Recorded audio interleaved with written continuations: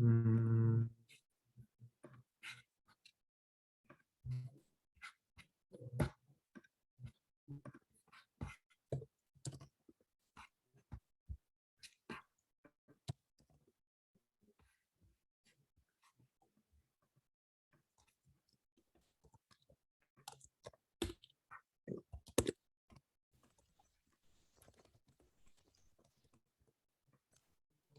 다음에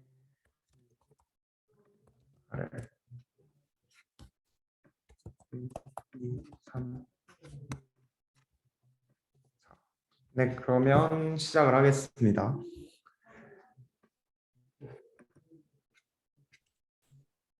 네, 비전 2팀이 첫 번째 발표이고요. 그 다음이 아래 팀, 그 다음에 비전 1팀, 뮤직팀 해주시면 될 것 같습니다. 네, 그러면 비전 2팀 준비되셨나요?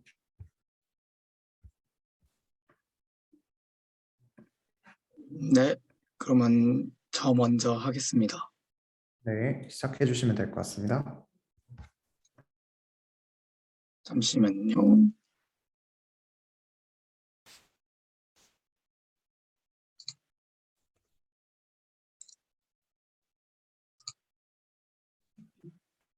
이 설정만 잠시만 하고 바로 넘어가겠습니다.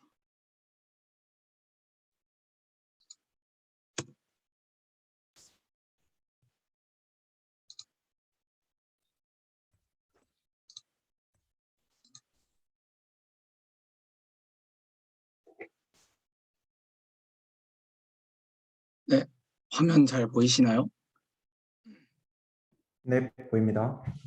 네, 저희 비전 2팀은 저희 조원이 3명이 있는데 3명이 각자 자기만의 프로젝트를 진행해왔고 각자 다른 그 얼굴 인식이라는 같은 주제에서 이제 각자 다르게 다른 방향으로 이제 공부를 했고요.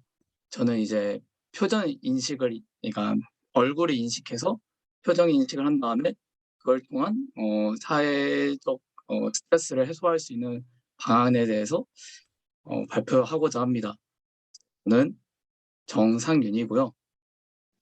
이걸 진행하게 된 계기가 잠시만요. 넘어가질 않네요.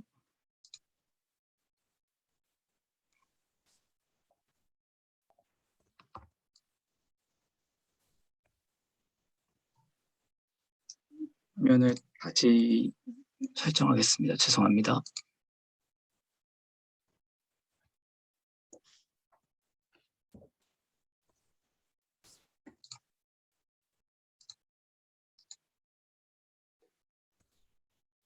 네,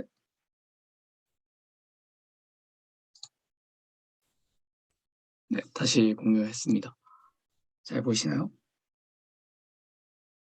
네, 보입니다. 네.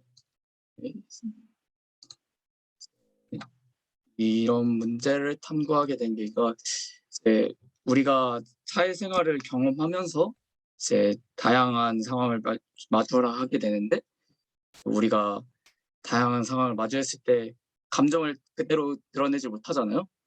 그러니까 우리 표정 인식을 통해서 이런 사회에서 우리가 감정을 표현하지 못했던 어떤 상황이나 어떤 거에 대해서 시원하게 우리가 표정으로 이제 표현을 해보자. 그래서 표정 인식이 돼서 우리가 어떻게 해야지 웃는 법인지 어떻게 해야지 우는 법인지 약간 이런 거를 게임을 통해서 서로 그런 상황에 대해서 조금 스트레스를 받지 않게 하기 위해서 제가 발표를 준비했고요. 이제 문제 해결 같은 경우에는 이제 당연히 우리가 감정을 숨기는 게 아니라 이제 감정을 드러낼 줄 알아야 된다. 저는 이렇게 생각하기 때문에 이걸 좀 게임을 통해서 가볍게 어떤 특정 상황을 마주했을 때 이제 우리가 웃고 울고 하는 거를 이제 얼굴 인식을 해서 그걸 게임으로서 좀 재밌게 승화를 해보고 그런 스트레스를 좀 풀어보자 하는 마음으로 이런 프로그램을 만들었습니다. 이제 데이터 같은 경우에는 캐글에서 데이터를 가져왔고요. 데이터는 48 곱하기 48의 이제 흑백 사진이죠. 흑백 사진으로 통해서 표정이 다양하게 분류가 돼 있었어요. 그래서 뭐 화난 표정이라든지 아니면 그냥 노멀한 표정이라든지 아니면 해피한 표정 같은 거를 다 데이터를 받았고요. 이 데이터를 이제 CNN을 통해서 제가 학습을 시켰는데 이제 아까 전에 32 64 곱하기 64의 크기라고 했잖아요. 그 크기에 맞게 이제 그 사이즈를 정해주고 이제 이걸 통해서 지금은 모델 크기가 2개예요. 그러니까 아웃풋으로 나오는 게 2개인데 2개가 이제 그 화가 난 상태인지 아니면 행복한 표정을 지었는지 이 2가지의 상태로 제가 나타나게 했습니다. 이걸 학습을 시켰고요. 데이터는 약 웃는 얼굴이 한 7,000개가 됐고 화난 얼굴이 4,800개 정도 돼서 한 20회폭 정도 돌려갖고 이걸 진행을 했습니다. 네. 게임 뭐 진행 방법은 간단하게 주어진 상황에 맞게 맞는 표정을 지으면서 자기의 감정에 솔직해지자. 이게 저의 게임의 모토입니다. 게임 같이 한번 공유하겠습니다.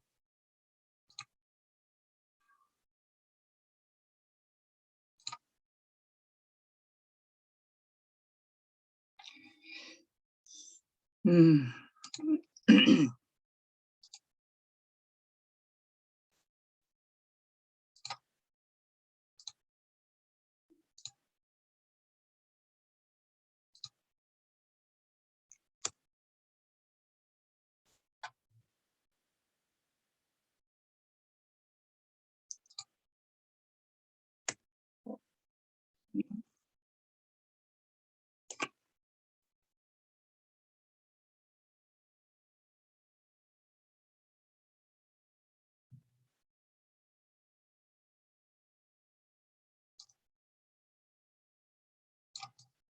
네.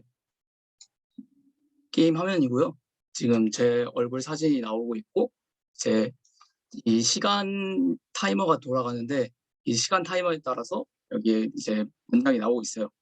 제가 그거에 맞게 표정을 지으면 예를 들면 말도 안 되는 질문이니까 얼굴이 찡그리거나 아니면 제가 웃는 얼굴을 하고 있을 때 그거에 맞게 표정 인식이 되고 그 표정 인식된 걸로 이 주어진 상황에 만약에 맞는 표현을 했다. 예를 들면 저보고 야근하라고 하면 이제 화가 나잖아요. 뭐 화난 표정을 지었을 때 만약에 이 모델이 제 표정을 보고 이거 화난 얼굴이다 라고 인식을 하면 플러스 1,100점. 그리고 만약에 너는 표정에 솔직하지 못했구나 이러면 이제 감점을 하는 식으로 약간 게임을 진행을 해봤습니다. 다시 한번 보여드리면 시간이 좀 짧으니까 제가 잠시만 길게 설정을 해보겠습니다.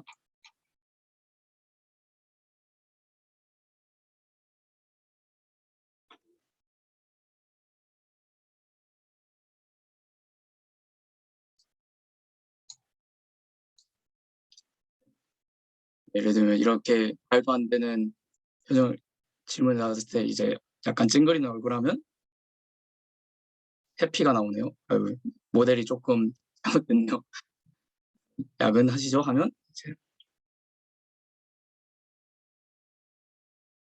이제 앵그리가 떴고 뭐 좋은 아침 같은 이런 반가운 말이 있으면 이제 웃으면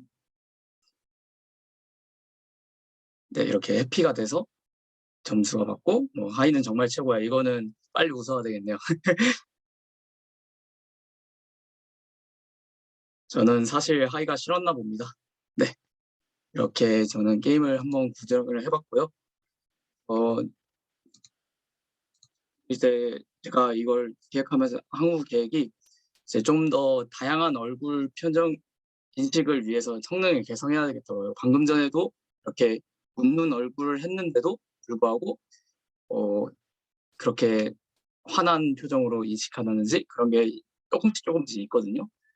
지금 생각하고 있는 모델은 이제 얼굴 자체를 단순히 스크랩하는 게 아니라 그 얼굴이 저번에 제가 공유했었던 그 얼굴에 그러니까 얼굴의 근육이나 아니면 눈, 코, 입을 다 구별을 해주는 AI가 있더라고요.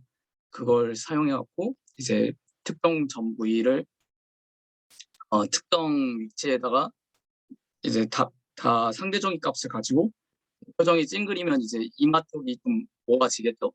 이런 식으로 모아진 데이터를 가지고 판단할 수 있게 이렇게 조금 성능 개선이 좀 필요할 것 같고요. 그리고 지금은 해피하고 이제 앵그리 두 가지로만 나눴는데 좀 더 다양한 얼굴 뭐 놀람, 서프라이즈 같은 놀람이라든지 아니면 그냥 무표정 이런 것들에 좀 다양한 표정 인식을 조금 더 추가를 하고 있고요. 그리고 방금 전에는 제가 텍스트가 그렇게 많진 않았어요. 한 5개 정도 넣었는데 좀 더 많이 집어넣고 좀 더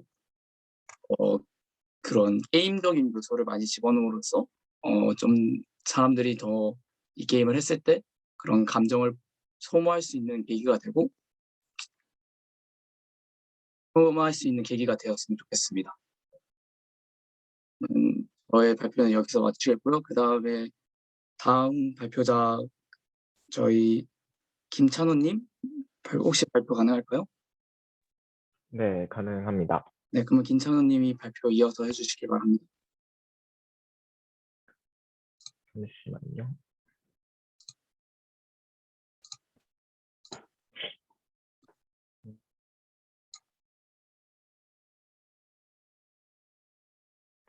네, 보이시나요? 코드 공유해줄게요. 네, 보입니다. 네, 저는 이제 원래 했던 목적은 이제 마스크를 이제 코로나 시대니까 이 사람이 마스크를 썼는지 안 썼는지를 딱 이렇게 볼 수 있었으면 좋겠다라는 취지에서 시작을 했는데, 그래서 얼굴 인식을 할 수 있는 거에는 무엇이 있을까 해서 맨 처음 가장 기본적인 것부터 해보자는 취지로 하르캐스케이드라는 것을 이용해서 이목구비를 구별하는 어떤 클래시파이 분류기 같은 거라서 그걸로 한번 얼굴 인식을 해보자는 취지에서 시작을 했습니다. 그래서 지금 보시면은 일단은 학습 파일을 여기 GitHub에서 가져왔는데, 이게 보니까 여기에는 마우스가 없더라고요. 하르캐스케이드가 음영을 통해 어떻게 구별하는 그런 분류기인데, 정면 얼굴하고 측면 얼굴하고 눈은 있는데 입은 어떤 특징적인 그게 없는지 여기에 학습 파일이 없어서 일단은 얼굴로 시작을 했습니다. 그래서 이렇게 맨 처음에 분류기를 불러오고 그 다음에 이미지를 그 마스크, 그래서 방향을 바꾼 게 사람의 딱 봤을 때 스티커를 입히는 방식으로 프로젝트를 약간 변형을 하게 되었습니다. 그래서 어디가 입인지는 약간 얼굴 그 네모 박스의 부분적인 부분 거기 곳에 스티커를 붙이는 방식으로 해보자고 했는데, 그래서 마스크 이미지를 가져오고 그 다음에 이거를 비디오 캡처 웹캠을 프레임별로 따와서 한 프레임씩 읽어가지고 이제 이런 식으로 얼굴이 인식이 되면 그거에 맞게 이미지를 자르고 합성하는 방식으로 하려고 했는데, 그 과정에서 이게 마스크의 배경을 지우고 그 다음에 이렇게 뭔가 비트와이즈 연산을 해야 되는데, 그 비트와이즈 연산 과정에서 계속 오류가 나더라고요. 이게 오늘 계속 한 3시간 정도 실험을 했는데, 이게 정확히 왜 그런지는 모르겠는데, 이미지 합성하려는 두 개의 이미지의 채널이 다르다고 해야 되나? 그런 어레이의 개수가 다른 느낌이라서 이거를 어떻게 해결해야 될지 모르겠어서 일단 그 합성 과정에서 멈췄는데, 그 진행이 제가 한번 보여드리겠습니다. 어떻게 되었는지. 이게 실행하고 있어서 지금 제 얼굴을 따라가고 있는 박스인 거고요.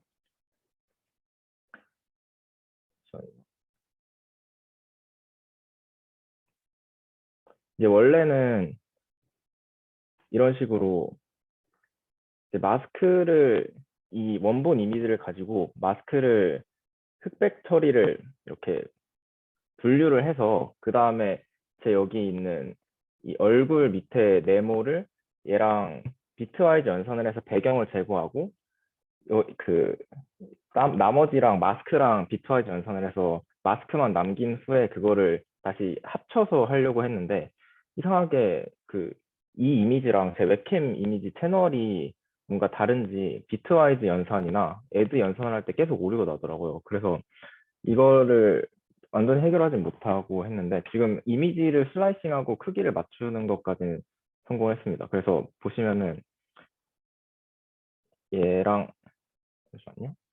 이렇게 했을 때 이게 크기가 완전히 맞게 이렇게 슬라이싱해서 가져오는 것까지 됐는데 이게 합성을 하는 과정에서 자꾸 오류가 나서 이거는 제가 또 다시 해봐서 해결해야 될 문제인 것 같고 그리고 하르 캐스케이드 말고 다른 알고리즘을 통해서 해보고 싶은 게 이게 워낙 뭔가 정확도도 높지가 않고 이렇게 좀만 돌리면 바로 없어지거든요. 네모칸이 없어지고 이런 식으로 돼서 뭐 뭔가 다른 D 라이브러리나 뭐그 상윤 선배님께서 하신 방법으로 이목구비 인식을 하거나 하는 방식으로 다시 해보고 싶습니다. 그리고 또 프로젝트를 진행하면서 느낀 건데 이게 맨 처음에는 오픈CV를 전체를 공부하려고 했는데 그러다 보니까 뭔가 제대로 배우지는 못하더라고요. 그래서 다음 프로젝트를 진행할 때는 그냥 제가 원하는 것을 진행하는 과정에서 필요한 것들만 속속 배우면서 진행하도록 하겠습니다. 그래서 네, 이상입니다.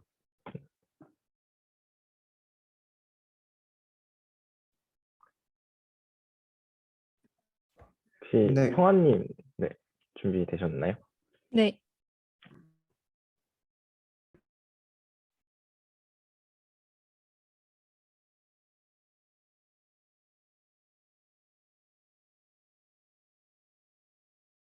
화면 보이시나요? 네, 보입니다.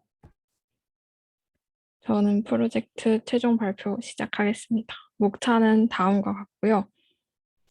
먼저 주차별로 3, 4주차 때는 만나서 프로젝트 주제를 정하고 그리고 기술 조사를 한 다음에 추진 일정을 계획했습니다. 그리고 5번째 주에는 그 중간고사 이후여가지고 계획을 조금 수정하고 오픈 CV 튜토리얼을 따라했습니다. 그리고 6번째 주, 7번째 주에 튜토리얼을 하면서 제가 정했던 주제인 페이스 아이디 예제를 구현해보고 8번째 주에는 최종 발표 준비를 했습니다. 제가 예제 총 2개를 해봤는데요. 오픈 CV 레코그나이저를 이용해가지고 페이스 아이디를 예제를 따라했습니다. 여기서는 하르 캐스케이드라는 오브젝트 디텍션 알고리즘의 클래시파이어를 받아서 사용을 했는데 여러 명의 얼굴 사진을 데이터셋으로 레코그나이저를 만듭니다. 그리고 웹캠에 나타나는 얼굴을 프레임 단위로 읽어서 그 사람의 이름을 알아내는 예제를 구현했습니다. 하르 캐스케이트 알고리즘은 하르 피처를 찾아내고 적분 이미지로 만든 후에 에이다부스트로 앙상블 학습을 시킵니다. 그러면 클래시파이어가 만들어지는데 아까 찬우님도 쓰셨던 것처럼 음영을 이용해서 그 얼굴을 찾아내는 그런 알고리즘을 이용했습니다. 그 후에는 오픈CV에 있는 레코그나이저를 쓰지 않고 케라스로 모델을 구현했습니다. 하르 캐스케이드를 이용해서 얼굴을 찾아내고 모델은 CNN으로 플래튼 컨볼루션 연산 맥스 풀링을 하고 로스 펑션은 카테고리컬 크로스 엔트로피 그리고 옵티마이저는 아담 옵티마이저로 모델을 완성했습니다. 제가 이 프로젝트를 하고 최종적으로 뭔가를 만들어내려고 했었는데 제가 할 수 있는 게 많이 없어가지고 생각을 해봤어요. 웹사이트에서 페이스 로그인 기능을 만들거나 건물 출입 시스템에 이거를 장치를 갖다 놔가지고 막 사원증을 찍고 들어가는 그런 출입 시스템을 얼굴 인식 시스템으로 바꿀 수 있을 것 같다는 생각을 해봤습니다. 감사합니다. 네, 정말 수고 많으셨습니다. 혹시 이제 비전 이 팀에 대해서 이제 혹시 한마디 하시거나 아니면 뭐 질문 사항 같은 게 있으신 분은 질문해 주시면 될 것 같습니다.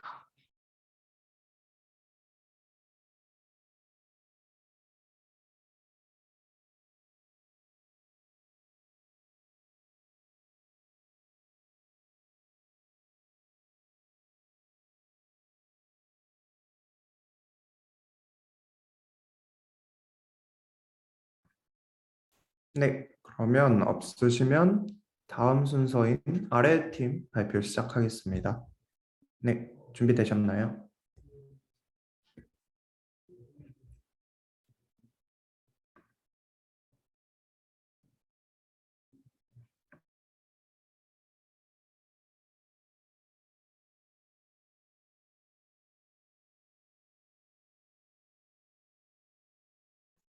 네, 상무님 마이크가 꺼져 있습니다. 조금만 기다려주세요.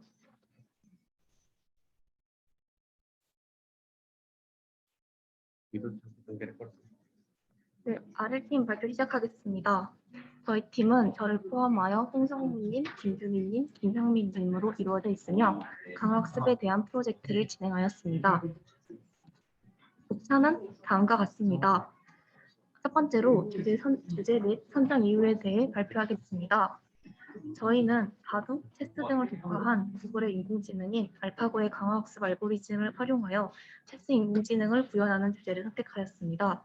바둑 대신 체스로 한 이유는 바둑의 경우의 수가 체스보다 월등히 커 구동 시간이 너무 많이 소요되기 때문입니다.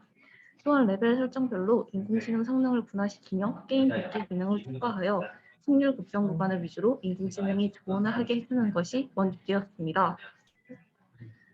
이로 인해 기존 알고리즘보다 효율적인 알고리즘을 구축하는 기대 효과가 있으리라 예상했으며 만약 프로젝트가 성공한다면 활용 부문에서 추후 체스 교육 프로그램이나 배부 복귀 서비스에서 핵심적인 알고리즘으로 활용할 수 있으리라 예상했습니다.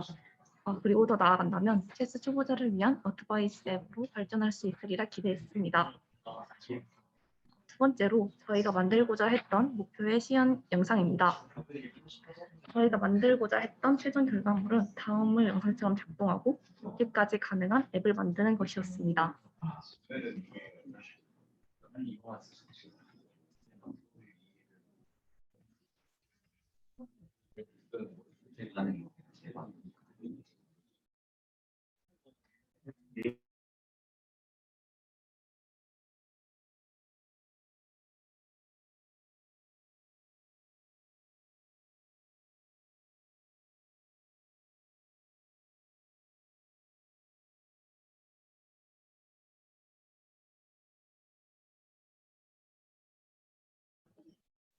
다음 발표부터는 홍성문님한테 넘기도록 하겠습니다. 네, 저희 이제 챕터 3에서는 진행 중 발생한 이슈에 대해서 말씀드리려고 하는데요. 네, 일단 저희가 데이터셋을 먼저 구해가지고 이제 데이터셋 중에 빅토리 스테이트랑 위너 그리고 무브스라는 세 가지만 쓰기로 결정을 했습니다. 그래서 이제 기보 표기법을 이용해서 이제 체스 경기를 나타낸 저 무브스라는 데이터를 이제 97이라는 커널로 만들어주는 전처리 과정을 거쳤는데요. 저희가 이 데이터셋 구성이 이제 오른쪽에 보이는 것처럼 이제 0번부터 장기 말들이 체스 말들이 이제 움직이는 걸 나타낸 데이터고 이를 체스판이 8x8이기 때문에 64에다가 그리고 장기 말수가 총 32개 그리고 색깔이 이제 흰색하고 검은색 이 두 가지이기 때문에 도합 97개의 입력값을 만들어주는 전처리 과정을 진행했었습니다. 그래서 저희 전처리 과정을 진행을 하면서 다음 코드를 실행해서 저희가 리절트 파일을 만들었는데요. 그 리절트 파일은 이제 다음과 같이 나타나 있습니다. 그래서 이렇게 97 지금 여기는 한 3개, 4개 정도밖에 안 보이는데 이게 도합 97개가 하나의 입력 값으로 들어간다고 이해하시면 될 것 같습니다. 그래서 저희가 이 전 데이터셋 전환 문제, 전 처리 문제에서 이제 함수를 짜는 게 좀 많이 어려웠고, 그리고 이 결과가 제대로 나왔는지를 판단하는 것도 상당히 시간이 많이 걸렸습니다. 그리고 다음 두 번째는 저희가 그 처음에는 파이토치를 써야 되나라고 생각을 했었는데 텐서플로우랑 케라스를 써서 신경망을 구성을 하려고 했고, 저희가 모델 아이고 잠시만요. 네. 모델을 구성해서 이제 학습까지 이제 시키는 과정을 거쳤었는데, 저희가 학습을 시키는 게 지금 중간에 에포크가 1에서 그 다음으로 넘어가는 부분이 지금 에러가 좀 많이 나가지고 이 부분이 아직 해결이 안 됐습니다. 그래서 트레인 부분에 문제가 있는 건지 아니면 신경망 구성에 문제가 있는 건지 지금 정확하게 판단이 안 되고요. 그리고 데이터 전처리가 제대로 이루어졌다고 저희는 보고 있는데, 그것도 지금 학습이 안 되는 과정의 오류 중 하나가 아닐까 생각하고 있습니다. 그리고 저희가 중간에 스토피시라는 그 체스 어플리케이션을 썼는 어플리케이션을 가져와서 이제 쓰는 과정이 있었는데, 이 그 여기 보시면 스토피시라는 함수를 저희가 따로 만들어서 이제 이 맨 아래에서 스토피시를 출력해 보는 게 있는데, 이게 위에 나타난 현 보드판의 상황을 이제 흰색과 검은색이 어떤 게 더 유리한지를 숫자로 나타내는 그 기능을 이제 스토피시 어플리케이션에서 가져왔고, 그리고 가져오는 과정에서 이제 에러가 좀 많이 나가지고 이제 이 부분을 해결하는데도 시간이 좀 많이 걸렸습니다. 그래서 저희 결과를 말씀드리면, 저희는 데이터 전처리부터 이제 스톡피쉬 앱을 사용해서 이제 대국을 분석하고, 그리고 그 체스 보드를 그 비롯한 그 각종 기능들을 사용하는 방법을 알았고, 그리고 이를 통해 뉴럴 네트워크를 구성하고 트레이닝 함수까지는 짰지만, 저희가 트레이닝 함수 부분에서 지금 학습이 제대로 안 되고 있어가지고 뒤쪽에 저희가 만들기로 했던 이벨리에이팅 함수 구현도 저희 아직 되지 않은 상태입니다. 그래서 네, 저희 그래서 발표는 여기서 마치도록 하겠고요. 결과적으로 저희가 프로젝트 완성이 안 됐기 때문에 기말고사 종료 이후에 그 각자 조금씩 더 프로젝트를 에러 문제를 해결해 보도록 노력하기로 했습니다. 들어주셔서 감사합니다. 네, 한 학기 동안 수고 많으셨고요. 혹시라도 지금 질문 있으신 분은 해주시면 감사드리겠습니다.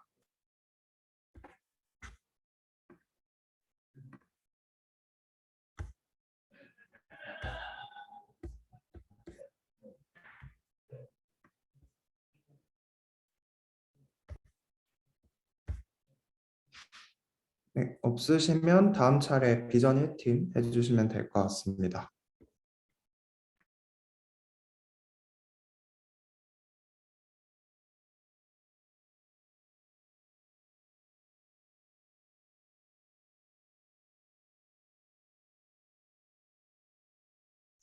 보이시나요? 네, 보입니다.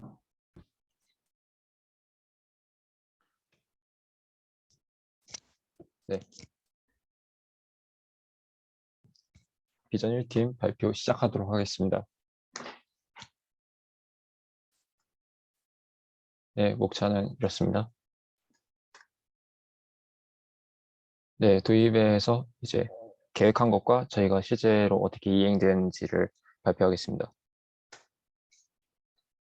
일단 저희는 이제 지난 시간에 또 쭉 말씀했듯이 네이버 음악 검색처럼 이제 특정한 옷을 보면 이제 사진을 찍어서 데이터를 입력해서 그 옷에 대한 정보를 찾아주는 그런 서비스를 구현해 보고자 했습니다.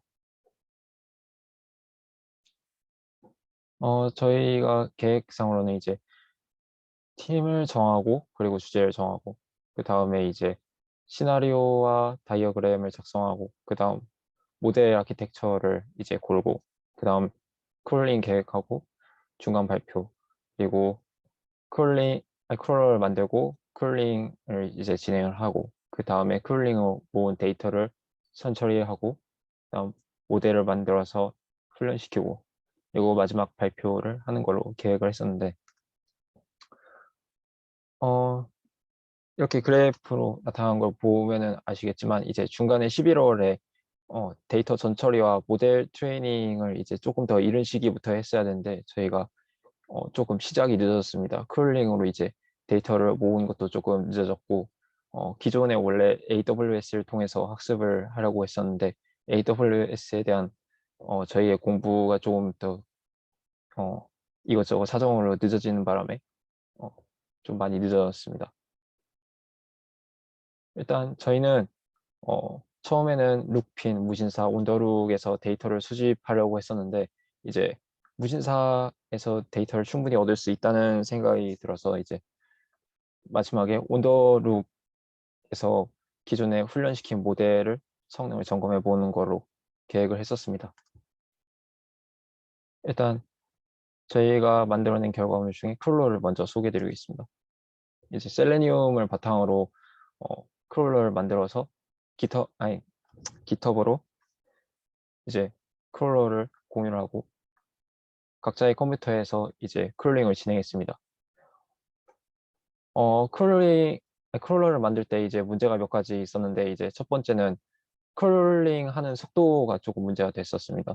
이제 서버가 폭발하면 안 되기 때문에 20에서 30분 정도 딜레이가 생겼었고 그리고 각자 개인 컴퓨터에서 도커를 통해서 크롤링을 했었는데 이제 도커를 처음 사용하는 사람들이 꽤 많았기 때문에 이거에 대해서 문제도 있었고 또 도커를 통해서 파일을 이제 수집하다 보니까 이름에 저런 특수 문자 슬래시 같은 게 들어갔을 때 이제 파일 확장자가 잘못되는 경우도 있었고 또 크롤링을 한 도중에 이유를 알 수 없는 종료가 일어나서 다시 크롤링을 하고 그런 문제들이 있었습니다.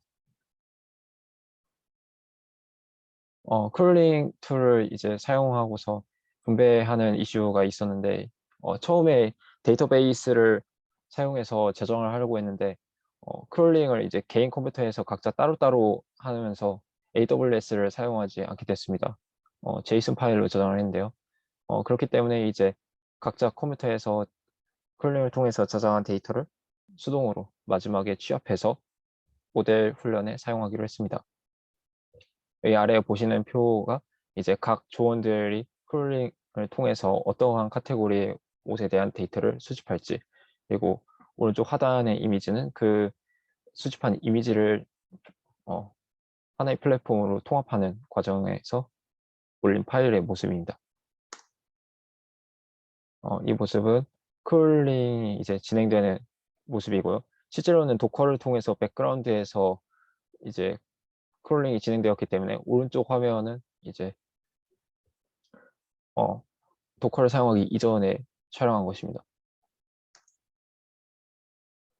네, 이렇게 해서 왼쪽에 보이는 것처럼 아웃풋 폴더에 제이슨 파일 형태로 데이터가 취합되고 있습니다.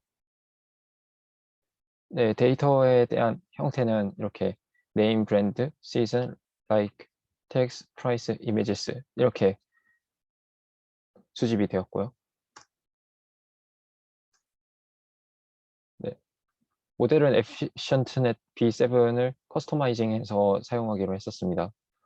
그 이유는 좀 더 적은 파라미터를 사용했기 때문에 속도가 좀 더 빨라졌고 이를 통해서 좀 더 효율적인 학습을 할 수 있기 때문이라고 생각을 했었습니다. 성능도 실질적으로 더 좋았을 거라고 생각합니다. 이거는 모델에서 너비와 깊이, 사진의 가로, 세로, 길이에 대해서 이제 얼마나 늘어날수록 이제 성능이 바뀌는가에 대해서 나타낸 표인데 둘 다 증가할수록 점점 성능이 좋아지는 것을 볼 수 있습니다. 네, 그래서 모델을 이제 깊이와 너비를 이제 적절히 조절을 하면은 저희가 원하는 성능을 이끌어낼 수 있을 정도의 모델이 만들어질 거라 생각했습니다. 컴파운드 스케일링 메소드를 사용했고 모델의 러스를 어떻게 다루려고 했냐면 그 멀티라벨 클래시피케이션이기 때문에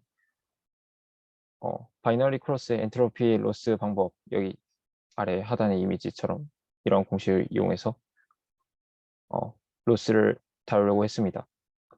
이 로스는 파이토치에서 이미 구현되어 있기 때문에 참조를 해서 사용하려고 했습니다. 네, 이게 수집한 데이터를 전처리해서 정리한 모습입니다. 약 6만 5천 개의 옷에 대한 데이터를 수집했고, 그리고 거기에서 오류가 있는 데이터를 제거하고, 시즌을 25개에서 17개 정도로 줄였으며, 브랜드도 2,500개에서 이제 좀 너무 소수인 옷을 지워서 892개로 남겼습니다. 이제 저희가 모델을 만들 때 문제가 있었는데, AWS를 사용해서 원래 학습을 시키려고 했는데 저희가 공부를 하는 시기가 조금 늦어져서 시간 안에 만들 수 있을지 조금 어렵다고 생각했기 때문에 콜랩으로 환경을 옮겨서 늦게 모델을 학습시키기로 했습니다. 그런데 콜랩은 또 과연 학습을 하는 속도가 충분히 할 수 있을까라는 문제도 있었습니다. 일단 콜랩에서 구현을 해서 저희가 학습을 임시로 시켜본 모습이고요. 물론 이 데이터는 커스터마이징을 거치기 이전의 데이터로 콜랩 환경에서 얼마나 잘 돌아가는지 확인차 했던 작업입니다.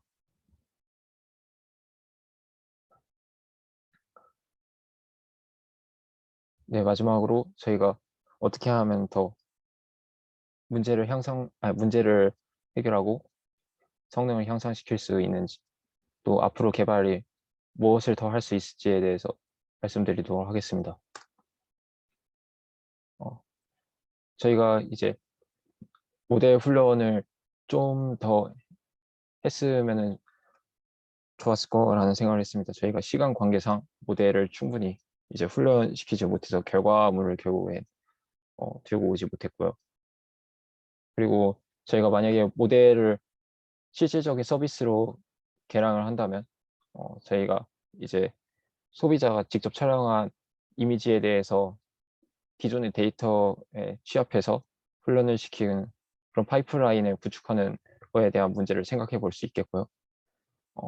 또 저희는 이제 데이터를 크롤링함에 있어서 또 어떤 법적인 문제가 있을지 또 점검을 해야 한다는 생각이 들었었고요. 또 마지막으로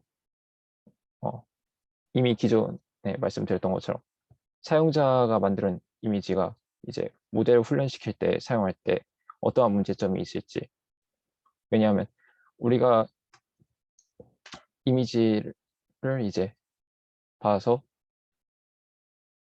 받은 그 이미지와 같이 다른 메타데이터도 있는데 그런 형태가 이제 사용자가 넣어준 데이터와 형태가 다를 때 어떻게 우리가 모델을 훈련시켜야 할지, 그거에 대한 문제점이 남아 있다고 생각했습니다. 네, 이건 발표하면서 사용했던 이미지들의 출처입니다. 네, 저희는 비록 모델을 이제 마지막까지 완성을 하지 못했지만 어, 어,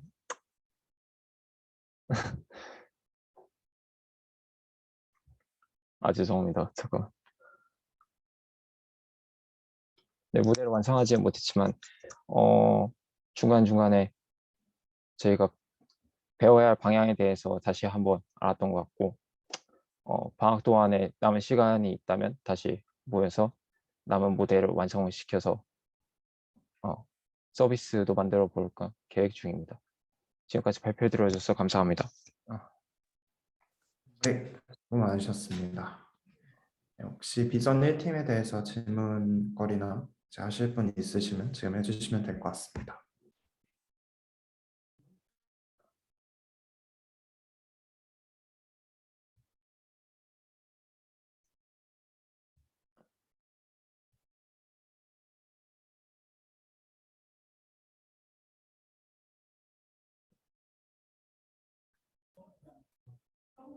네, 없으시면 마지막 순서 뮤직팀 발표해 주시면 될 것 같습니다.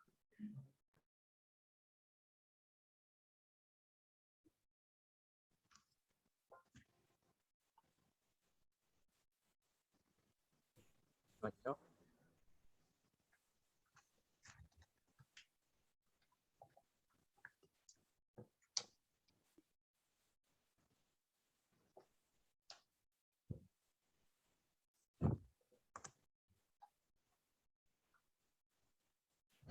잘 보이시죠? 네, 보입니다. 네, 안녕하세요. 저희 뮤직팀의 발표를 시작하도록 하겠습니다. 우선 저희가 구현한 부분들에 대해서 어떤 걸 구현하게 됐는지, 어떤 걸 만들게 됐는지 그 배경부터 설명을 드리자면, 우선 저희가 주제가 음악으로 정해졌다 보니까 이 인공지능과 음악을 이용해서 뭔가 재밌는 걸 할 수 있는 게 뭐가 있을까를 먼저 생각을 굉장히 많이 해봤었어요. 예전에도 말씀을 드렸었지만 뭐 추천 시스템 가장 대표적으로 음악 하면은 사람이 좋아하는 음악 추천해주는 시스템이 이미 많이 이용되고 있죠. 뭐 그런 것도 가장 대표적이고, 그리고 이제 AI가 음악을 만들어준다거나 아니면 AI가 음악을 분석을 해서 이제 각 악기별로 혹은 뭐 보컬별로 분리를 해준다거나 이런 식으로 이용을 해볼 수 있겠다라고 생각을 해봤었는데, 저희는 이런 것들 중에서 일단은 소스 세퍼레이션 쪽에 좀 더 집중을 해봤어요. 그래서 이걸 어떻게 응용을 할까 고민을 하다가 좀 다양하게 AI 라이브러리들을 활용하고 응용할 수 있는 방안을 찾다가 이제 저희는 매시업이라는 이제 분야를 생각하게 됐습니다. 매시업은 여러 가지 곡들의 특정 악기 부분이나 아니면 뭐 반주 뭐 혹은 뭐 비트 아니면 작은 샘플들 같은 것들을 이용을 해서 서로 섞어서 원래는 각자 다른 음악이었지만 한 음악으로 합치는, 그래서 뭔가 새로운 재미를 볼 수 있는 그러한 컨텐츠라고 볼 수 있고, 유튜브에 검색을 해보시면 굉장히 다양한 매시업들을 다양한 장르에서 만나보실 수 있을 겁니다. 그래서 이런 식으로 실제로는 작업을 하게 되는데, 이 작업을 하기 위해서는 일단 좀 많은 과정들이 필요해요.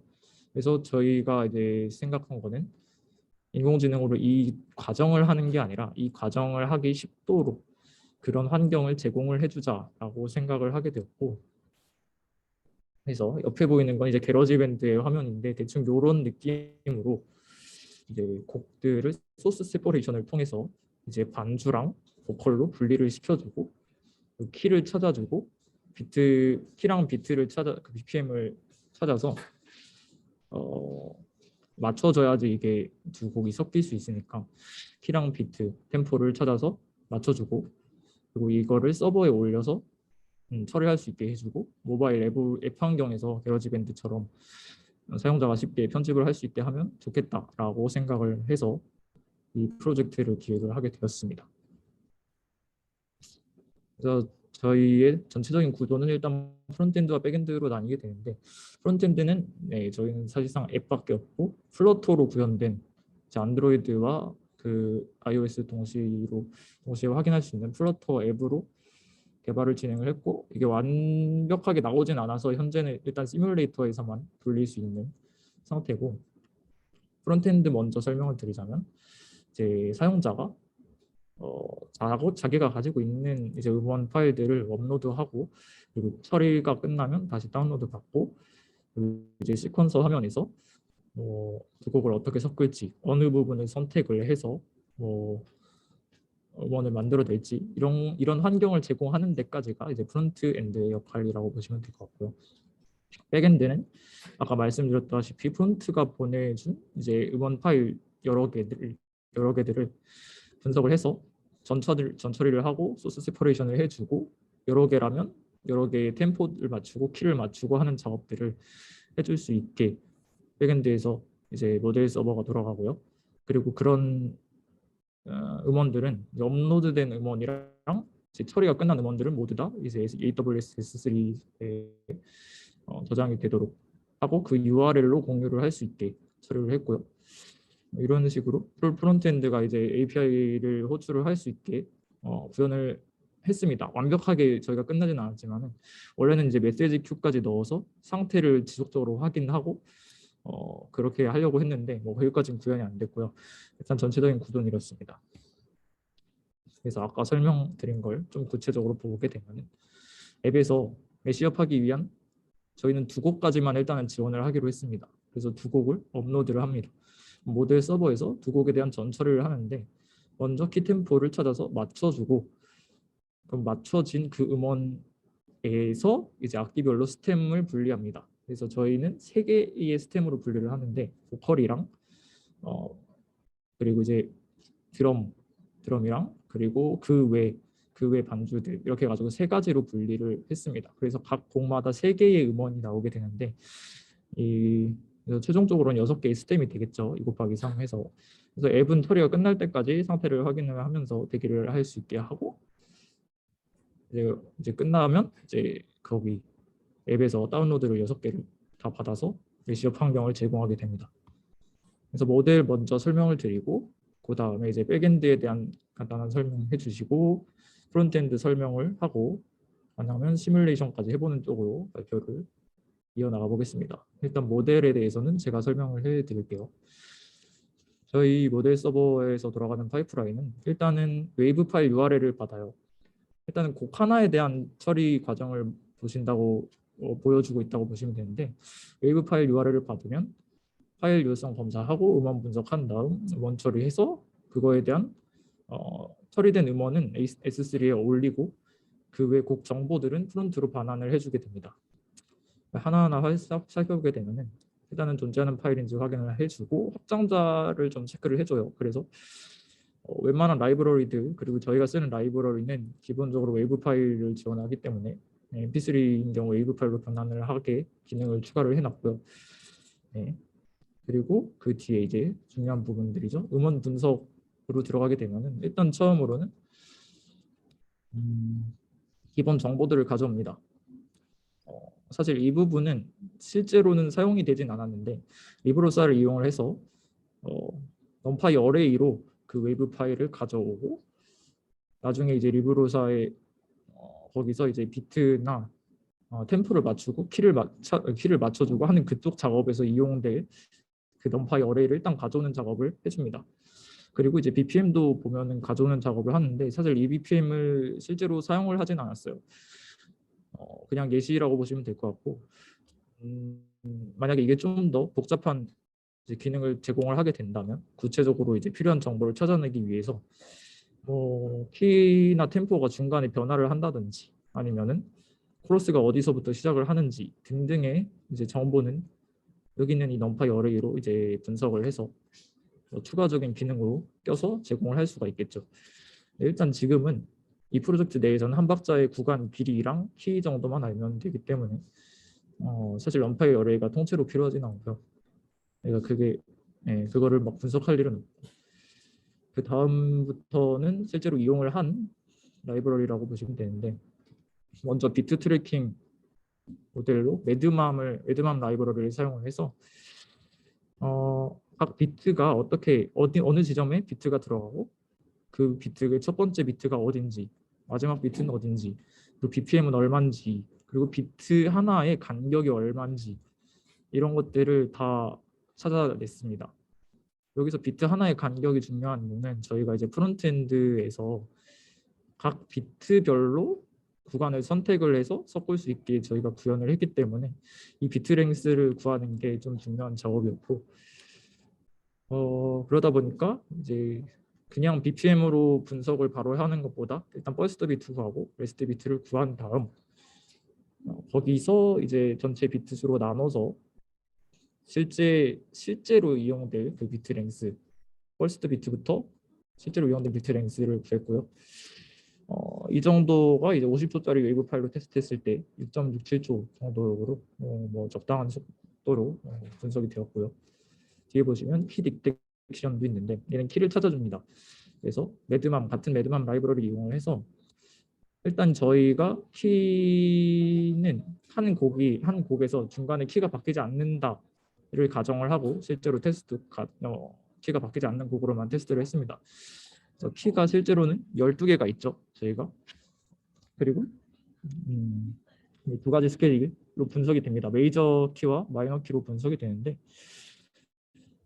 실제로 이거를 알아보시면 메이저 키랑 마이너 키 같은 경우에는 스케일이 3도 차이가 납니다. 이게 무슨 말이냐면 핀건반을 눌렀을 때 도에서부터 다음 도까지 핀건반을 누르는 음계가 C 메이저이기도 하면서 사실은 A 마이너이기도 하거든요. 그래서 이게 정확히 3도 차이가 나는데 이 값을 고려해서 키를 0에서 11까지의 값으로 변환을 했고 그거를 이제 키 라벨럼에다가 저장을 해둬서 나중에 이제 키 차이 분석할 때 좀 처리하기 쉽게 하기 위해서 이렇게 처리를 했습니다.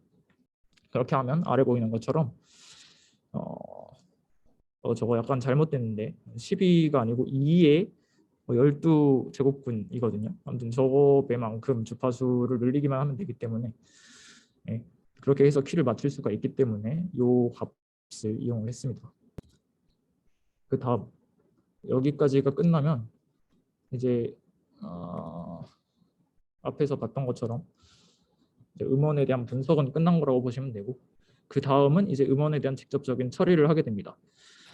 아까는 이제 한 곡에 대한 분석을 보셨다면 지금부터는 이제 두 곡에 대한 잠깐 처리를 보시게 될 건데요. 각 곡이 분석이 끝나면은 두 곡의 템포 키를 평균값 혹은 한쪽에 맞춥니다. 이제 저희 같은 경우에는 원래는 이거를 프론트엔드에서 사용자의 입력을 받아서 템포를 어떻게 할지, 키를 어떻게 할지 이거 원래 입력을 받으려고 했었으나 이제 그렇게까지 구현을 하기에는 시간적인 무리가 있어서 저희는 일단 템포는 빠른 쪽에 맞추는 걸로 정해놨고 키는 이제 평균 키의 별임값이라고 되어 있는데 이제 키가 아까 보셨다시피 이렇게 정수로 표현이 되거든요. 0에서 11까지가 되는데 예를 들어서 하나가 키가 3이고 하나가 뭐 6이다 그러면 정확히 중간이 4.5 정도 되겠죠. 근데 이제 4로 맞추겠다 요 얘기라고 보시면 됩니다. 그래서 그렇게 맞추게 되었고요. 그래서 음원 처리에서는 일단은 키를 맞춰준 작업 피치 시프트를 하게 되는데 여기서 이제 리브로사를 이용하게 됩니다. 위에서 가져왔던 이제 앰파이어 어레이랑 샘플 레이트를 여기서 이용을 하게 됩니다. 그래서 간단한 이용 방법을 좀 정리를 해놓은 거라고 보시면 되는데 스텝을 보면은 이제 아까 여기서 구했던 얼마나 키를 옮겨야 될까를 여기다가 넣어주고 그래서 실제로 키를 옮겨서 결과값을 얻게 됩니다. 보시다시피 원래는 기본값이 한 옥타브를 12개로 12개의 스텝으로 쪼개서 그렇게 하면 이제 스텝 차이가 키랑 똑같아지거든요. 그래서 이제 그냥 n 스텝에다가 키 옮길 키 값을 넣어서 처리를 했고요. 뭐 여기서는 뭐 이 프로젝트에서 이용하지 않겠지만 실제로는 기본값이 아닌 뭐 24 뭐 이렇게 넣으면은 반의 반음으로도 올릴 수 있습니다. 뭐 그런 라이브러리라고 보시면 될 것 같고 뒤에 보시면 타임 스트레치 역시 리브로사를 이용해서 처리를 했고요. 얘는 일단은 빠른 곡은 그냥 그대로 냅두고 느린 곡을 빠른 곡 템포에 맞추는 쪽으로 레이트를 넣어줘서 처리를 했습니다. 그리고 저희 이제 모델 서버의 꽃이라고 할 수 있는 소스 세퍼레이션 부분인데요. 오픈 업믹스를 이용을 했고요. 이 모델의 작동 과정은 길게는 설명을 하지 않고 생략을 하고 넘어가겠으나 뭐 관심 있으신 분들은 찾아보면 좋을 것 같고 저희는 그냥 라이브러리를 이용한 것이기 때문에 이용하는 부분에 대해서 좀 설명을 드리자면은 우선 받아온 웨이브 파일을 저희는 여기서 스템을 딱 3개만 씁니다. 보컬이랑 드럼이랑 그 외에 것들 해가지고 3개만 써서 제공을 하게 할 거고요. 그리고 여기서 이제 이 과정이 조금 오래 걸리긴 하지만 뭐 한 몇 분 정도 걸리긴 하지만 모든 처리가 끝나면은 S3에 이제 웨이브 파일을 업로드를 합니다. 이 과정으로 바로 그냥 에스티메이트의 이 4가지 스템이 저장이 된다고 보시면 될 것 같고 업로드가 끝나면 이제 프론트엔드에서 뭐 이 곡에 대한 요청을 하게 되면은 이 제이슨을 넘겨줍니다. 이게 실제 제이슨이랑은 좀 이그젠플이라고 보시면 될 것 같고 URL도 이그젠플이라고 보시면 되는데 타이틀 있고 키 그리고 중요한 거는 사실 여기서는 퍼스트 비트랑 비트 랭스 정도가 프론트에서 실제로 이용되는 값이라고 보면 될 것 같고요. 그래서 이 곡이 저장되어 있는 디렉토리 URL을 실제로는 전달을 했습니다. 그래서 프론트에서 바로 갔다가 다운받아서 쓸 수 있게 처리를 했고요. 네, 이어서는 백엔드 쪽을 이제 희남님께서 발표를 해주시겠습니다. 네, 네.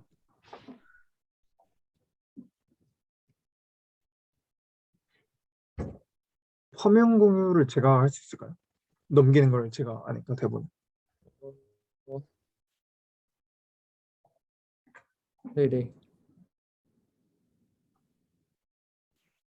근데 이게 알겠습니다.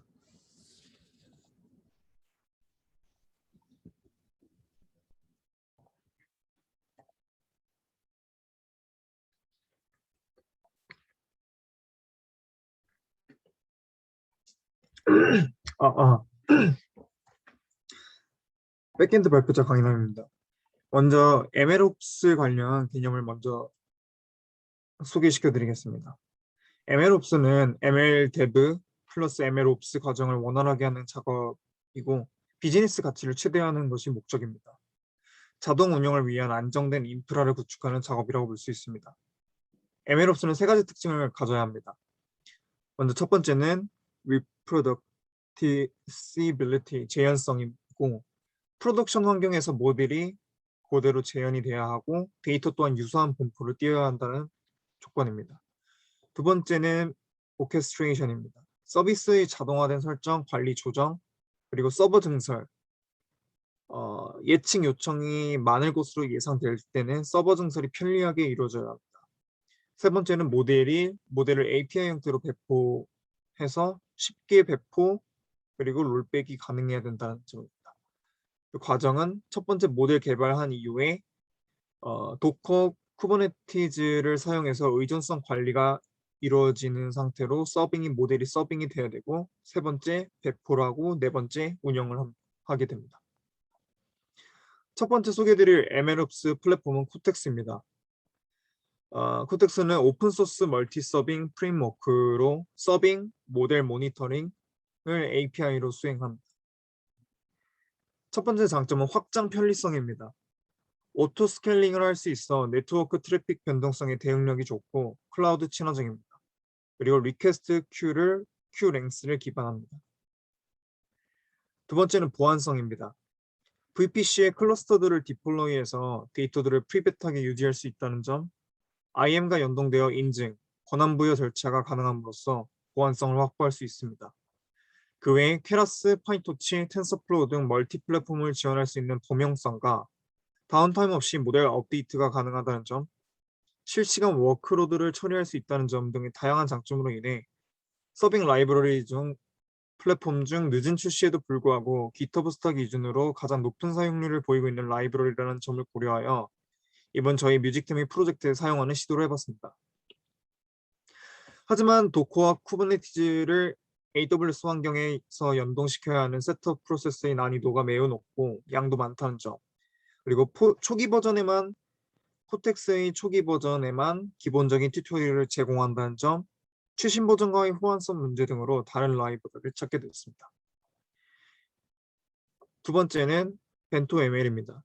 벤토ML은 파이썬 기반 서빙 라이브러리입니다.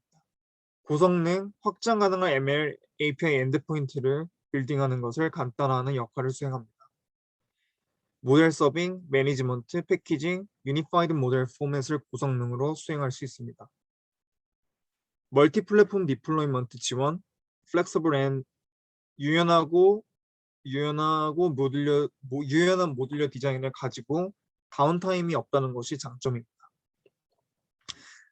다음과 같은 웹 UI 대시보드를 제공하여 사용자에게 상당히 직관적인 인터페이스를 제공합니다. 해당 스크린샷은 아이리스 분류 모델을 벤토ML 통해 디플로이한 모습입니다. 네, 아쉽게도 CS 파일과 간단한 제이슨을 통한 인퍼런스를 하는 작업은 간단했지만 저희 뮤직팀 같은 경우에는 웨이브 파일을 인퍼런스 했었어야 됐는데 웨이브 파일을 어댑팅하는 과정 그리고 서버 연결 오류 등등에서 어려움이 있어서 시간 문제상 최종적으로 벤토ML을 사용하지 못했습니다. 그래서 최종적으로는 이제 플라스크 모델을 통해서 이제 모델을 서빙하게 됐는데 이제 원래는 이제 PPT 통해서보다 이제 화면 공유함으로써 이제 간단하게 그 로직을 제가 보여드리려고 했는데 그 발표 직전에 이게 갑작스러운 오류가 떠가지고 지금은 일단은 그 시연을 못하는 상황이어서 저희 백엔드 이제 간단한 로직 구현은 시연은 하지 않고 프론트 엔드로 발표 넘기겠습니다.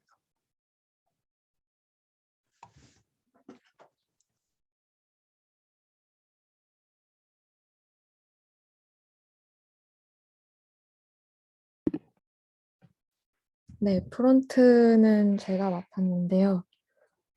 시간이 지금 좀 많이 지난 것 같아서 바로 시연으로 넘어가도록 하겠습니다. 잠시만요.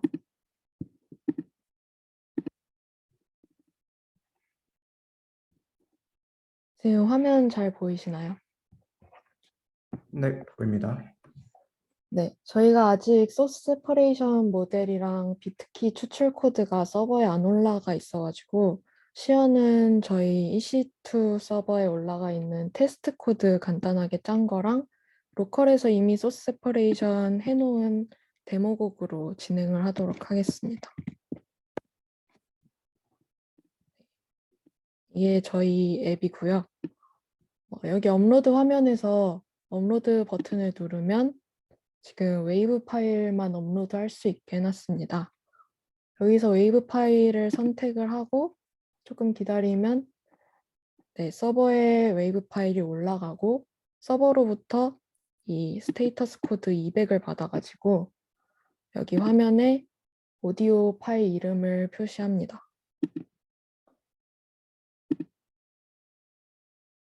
이렇게 두 개를 다 올리면 업로드 버튼이 이제 스타트 프로세싱 버튼으로 바뀌고 서버에서는 사실 이 스타트 프로세싱 버튼을 누르기 전부터 인퍼런스 로직을 수행합니다. 여기서 인퍼런스 로직이 뭐냐면 그 비트랑 키를 추출하고 그 어느 한 곡이나 아니면 중간쯤으로 그 비트 키를 맞추는 작업입니다.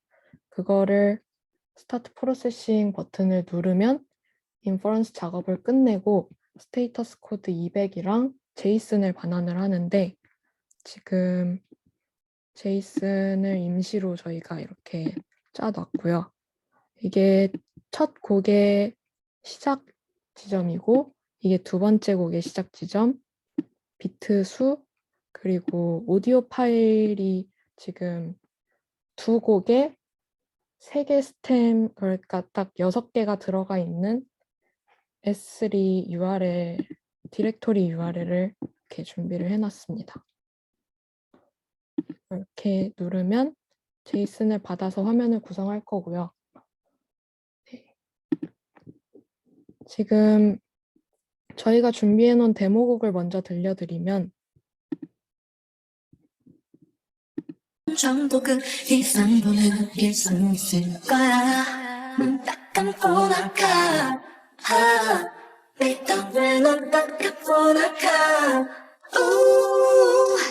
이런 식으로 보컬만 따로 추출을 해놨고 드럼 따로 그리고 나머지 따로 이렇게 해서 3개씩 만들어 놨습니다. 이걸 이제 여기에서 보컬을 누르면 이 비트의 시작 지점부터 보컬만 재생하게 됩니다. 이거를 조금 더 길게 재생을 해볼게요.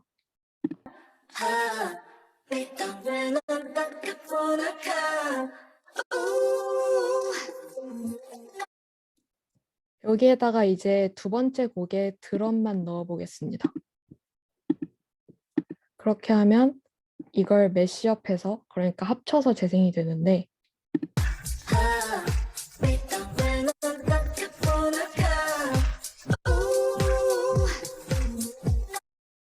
지금 레이턴시 때문에 비트 넘어갈 때 조금 끊기는 감이 없지 않아 있긴 있죠. 근데 이게 조금 최선이었고 네.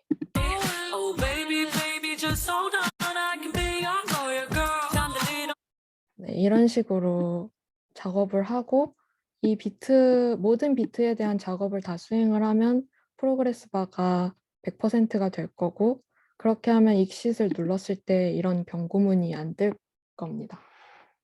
근데 저희가 이 익싯 버튼을 그러니까 작업을 다 끝내고 익싯 버튼을 눌렀을 때 저희가 그 음악을 합쳐가지고 다운로드 할 수 있게까지 만들려고 했으나 다운로드가 아직까지는 불가능할 것 같습니다. 그 합치는 작업이 아직 구현이 안 돼 있어가지고요. 네, 여기까지 저희 시연을 마치도록 하겠습니다.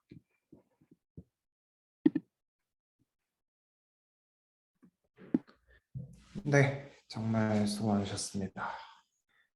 네, 혹시 뮤직팀에 질문 사항이 있을까요?